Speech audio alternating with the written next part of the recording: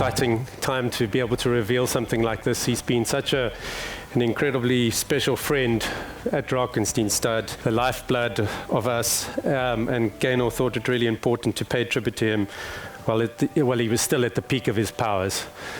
So this is going to take pride and place at Drakenstein Stud for a long time to come. This is Trippy.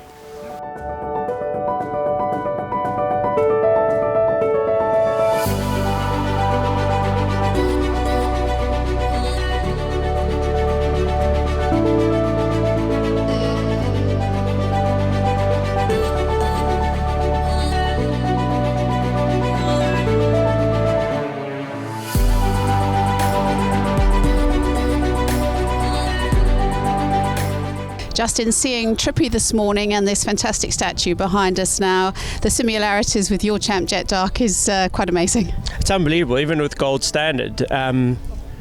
He really stamps them. It's canny. I mean, how similar they are, the heads, the neck, and what is a big thing for me, and especially with South African breeding going forward, is athleticism. It's a big thing in my life. And I'd love to see our South African breed just getting more and more athletic, and it's very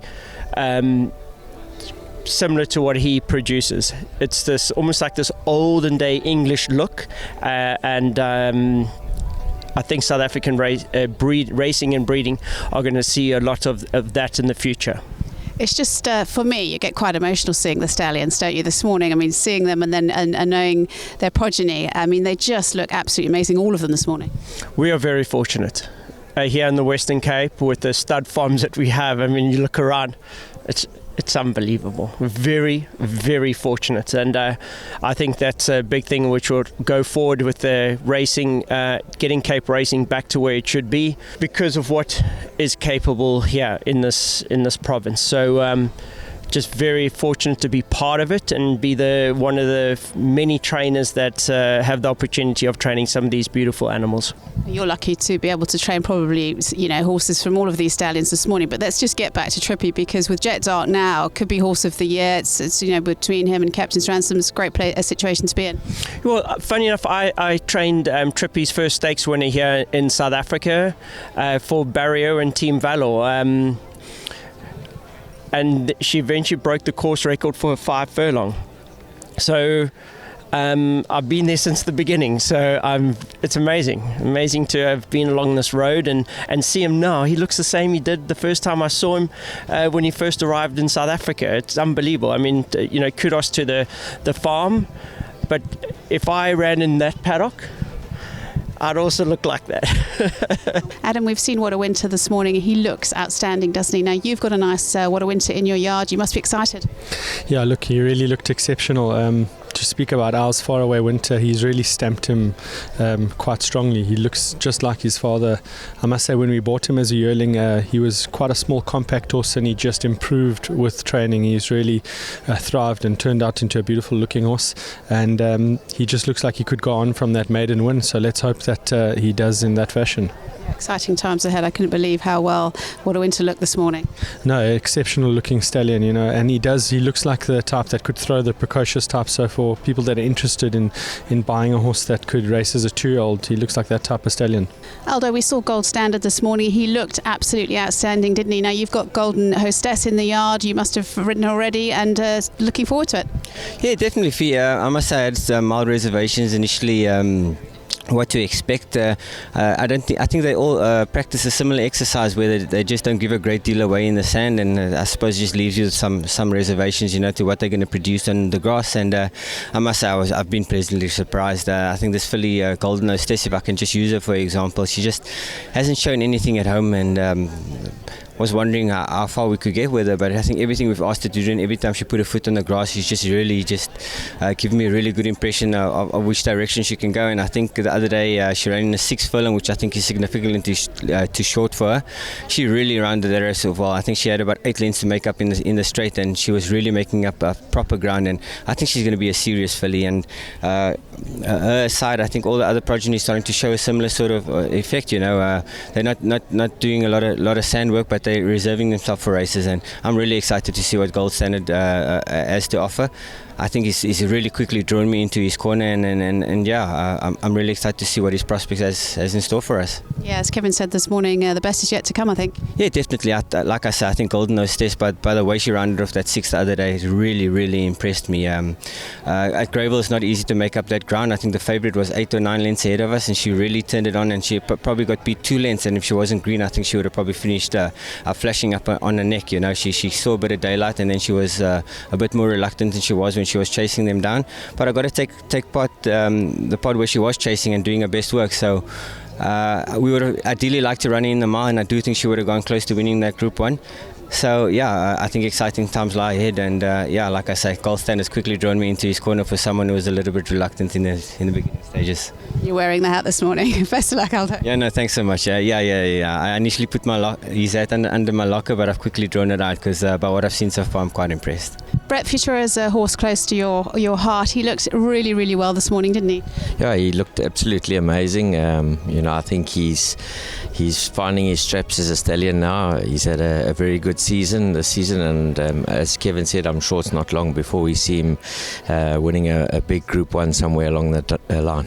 Sure, you like to get your hands on a few as well. Yeah, look, I've always supported him from day one. We'll continue to do that. I think he'll be a prominent stallion. There's no doubt. He's just an incredible athlete, and he puts that into a lot of his yearlings. So we had a very nice filly of Drakenstein's, funny enough, that won the other day, first time. She won really well, and she's a filly that I think we could probably have a bit of fun with in the season. So lots to look forward to, and I have no doubt he'll be putting his name in big bright lights. We've seen an absolutely outstanding band of stallions actually this morning, haven't we? They all looked amazing. Yeah, I must say credit to Drakenstein and their team. The stallions looked absolutely outstanding, and it was nice that they paid tribute to the statue behind us with Trippy. John, you know a good stallion when you see one now. We've seen 5 smashing looking stallions this morning, haven't we? No, absolutely, and they've turned out beautifully, and it's just wonderful to be back at a Stallion Day again, having missed out for 2-3 years. So thanks to Gaino and the team, it's been great. Yeah, it's lovely to see so many people getting together. But I want to talk a little bit about One World, because he's the new kid on the block. Now, you've got some nice foals from him.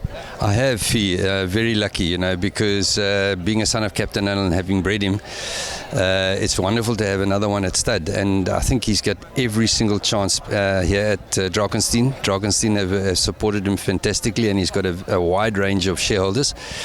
And chatting to Kevin earlier on, he's had really not just large books, but very good books.